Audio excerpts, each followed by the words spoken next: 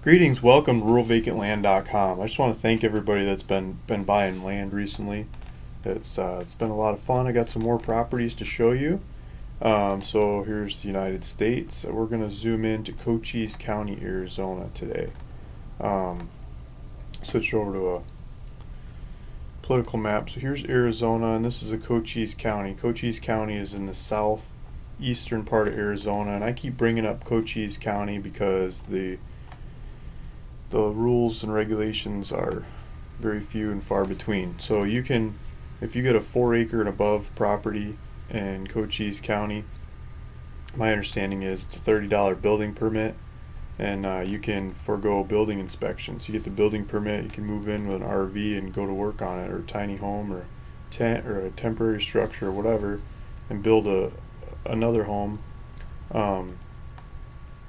There's a group that is building earth bag homes there that's fun to watch, called My Little Homestead. Just pull them up on the internet. My Little Homestead's YouTube channel. Let's see if I get their website. And so it's this family, and they make these videos about building earth bag homes, and I believe they're in Cochise County, Arizona. And they take you through all the different projects they do, and it's just a fun YouTube channel to sign up to.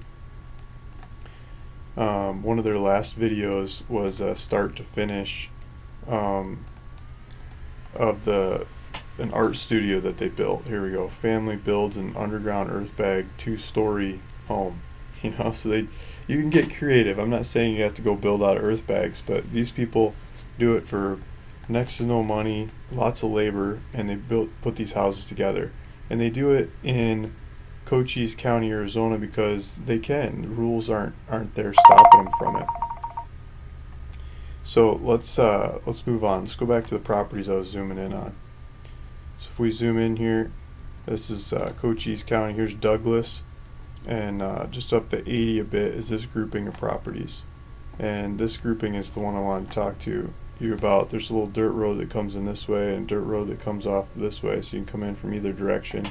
And the crossing of these two roads is in the corner of this grouping, and I've got easements going up the all the way around the sides of this thing, so you can pick the properties that you want. A couple of them have already sold, but I'll put a link below in this video to pull up this grouping of properties, and you can pick and choose. You can pick a couple of them or merge them together.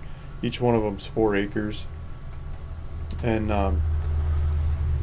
let's just take one as an example and then zoom in from there.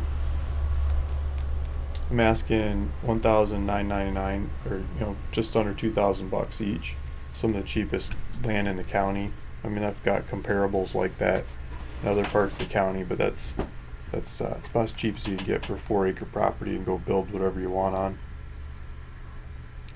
You'd also grow medical marijuana. Talking to zoning people, I've heard from the zoning people that it's a special use permit. It takes about 2 weeks to apply for it, as long as the neighbors don't complain. You can grow as much medical marijuana as you want. So the rules and regulations are very open for that too. So there's a buy it now on my website. You can click on that and you can enter your information and check out with the property. I'll do the title, I'll do the deed stuff and get it into your name, pay the fees, make sure the taxes are all caught up and everything to transfer it to you.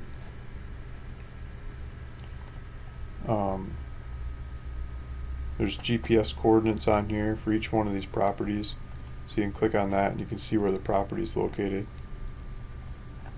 If you zoom in on it, this one is at the intersection of these two little dirt roads. One comes up from the south and one comes in. They go different directions. And then there's a wash up here further that probably makes a little bit more water in the area. And then off to the west is all government land. All these mountains here are government land. And this road looks like it goes up into the government land mountains. So you've got mountains to the side, mountains to the north, and I think the main views are up into the Chiricahua Mountains. And so I pulled up, let's get rid of the checkout, I pulled up some pictures of these mountains. So I think these are the mountains you're going to see to the north of the property. And It's got these funky rocks sticking up, and just stuff that people like to take pictures of. I think this might be up in the mountains looking south, so like the property is probably down in here, and you're looking up at these mountains. And this is the kind of stuff you're going to see off in the distance.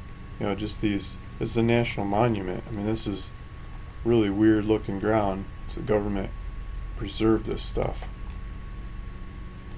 Just people hiking around.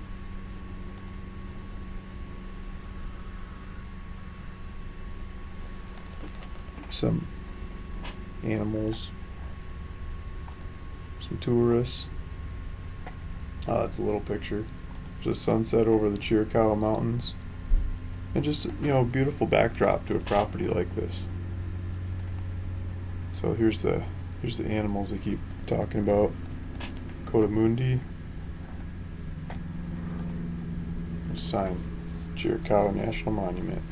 It gets higher elevations. There's like actually snow in this picture. But I think down where you are, you hardly get any snow, if any at all. There's classic kinds of stuff that people like to walk through. Probably always meet a German on a hike like that.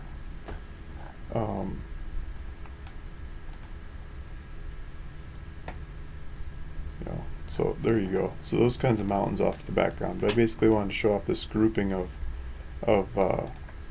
properties and say that building codes are wide open to build what you want or do what you want. You could set up a grocery store up to 2,500 square feet.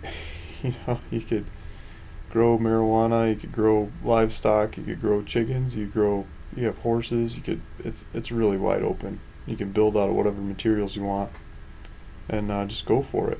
So each one of these is 4 acres, and check out the link below to be able to click on each one of them, or use this map search part of ruralvacantland.com and zoom in on it. It's just north of the 80 here, and not too far from Douglas. Oh, I know what I wanted to show. I wanted to show you how far away from Douglas this is.